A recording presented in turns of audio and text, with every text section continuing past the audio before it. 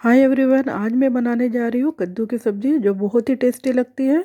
इसे बनाने का तरीका बहुत ही आसान है। तो सबसे पहले हमें कद्दू को काट लेना है। उसके पीसेस हमें बहुत बड़े बड़े करना है, बहुत छोटे नहीं करना है। और उसके जो हरा भाग होता है कद्दू का, वो भी हमें उसके साथ काट लेना है। तो यहाँ पे हमारा कद्दू काट के रेडी हो चुका है। अब हमें इसे 2-3 पानी से अच्छे से वॉश कर लेना है। तो आप यहाँ पे देख सकते हैं 2-3 पानी से यहाँ पे हमारे कद्दू अच्छे से वॉश हो चुके हैं। तो आइए चलते हैं इसे कैसे बनाते हैं, देखते हैं रेसिपी। तो यहाँ पे हमें सबसे पहले एक पैन लेना है।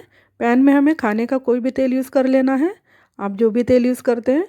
अब मैंने जो इसमें पेस्ट बनाया था वो इसमें डाल देना है।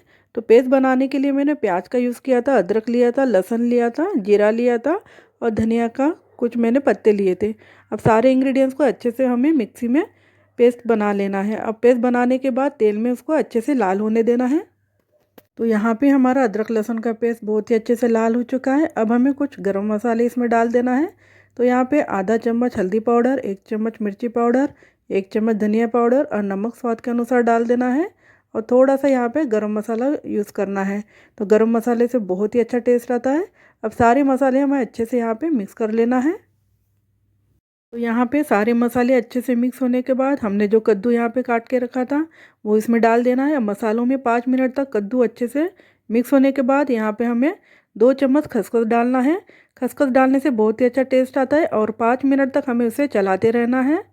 अब सब्जी आधी हमारी यहाँ पकने के बाद थोड़ा सा हमें इसमें पानी डाल देना है। पानी डालने के बाद हमें इसको 10 मिनट के लिए कद्दू को अच्छे से यहाँ पे ढक्कन डाल के पका लेना है। तो यहाँ पे आप देख सकते हैं हमारे कद्दू यहाँ पे अच्छे से पक गए हैं। अब हमें धनिया डाल के इसमें गार्निश कर लेना है। तो यहाँ पे हमारी कद्दू की सब्जी रेसिपी तैयार हो चुकी है। तो आप इसे गर्मा गर्म रोटी या चावल के साथ सर्व कर सकते हैं। तो आपको ये वीडियो कैसा लगा आप प्लीज़ मुझे कमेंट्स करके ज़रूर बताइए और मेरे चैनल को लाइक कीजिए, कमेंट्स कीजिए, सब्सक्राइब कीजिए।